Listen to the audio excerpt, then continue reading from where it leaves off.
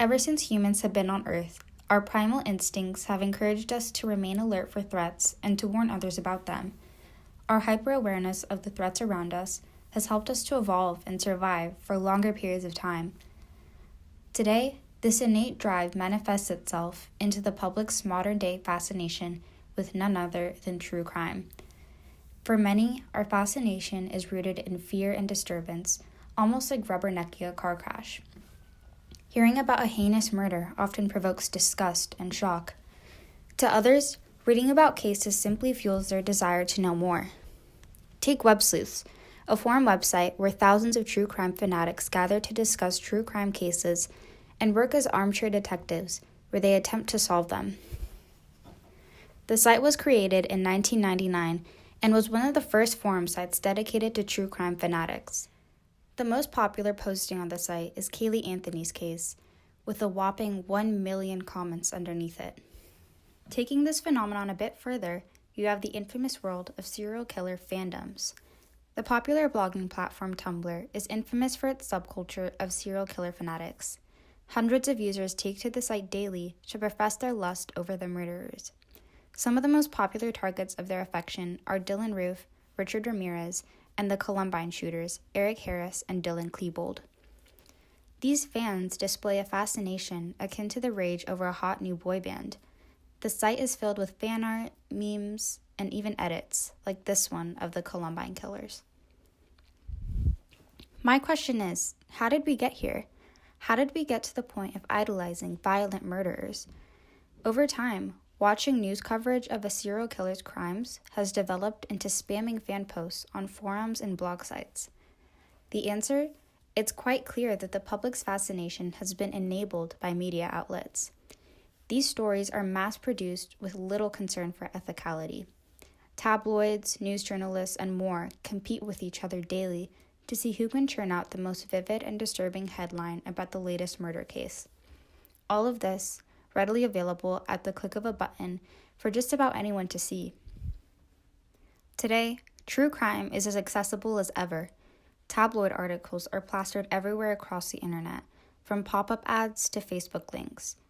There are countless streaming platforms showcasing the grisly details of murders through biopics and documentaries. As a result, the public has become desensitized to this cruelty and has even begun to see the killers as notable figures in history. It isn't a secret that biased viewpoints in journalism are everywhere. Take Ted Bundy's case and the media's portrayal of him. Not just the heinous crime itself, but him as a person. Ted Bundy was a charmer. He charmed the shoes off of him. He was an enjoyable, likable, attractive person. When you think of serial killers, you never think of a good-looking guy that you would be a pinup, but this guy was really attractive and women were drawn to him. As Lucky Severson reports, Ted Bundy was possessed by evil, but he was possessed, too, of a fatal charm. Take a look at the 2019 Netflix film based off of Bundy's life, starring none other than national heartthrob Zac Efron. If you didn't know any better, you'd think that the film's trailer was for an upcoming rom-com. The film plays off of retro nostalgia and emphasizes the aesthetics of this time period. The romanticization of this era makes it much easier to idolize Bundy and see him as a sort of historical figure instead of your friendly neighborhood murderer. This technique separates the viewer from the crimes themselves and makes us feel less inclined to see these killers as cruel monsters.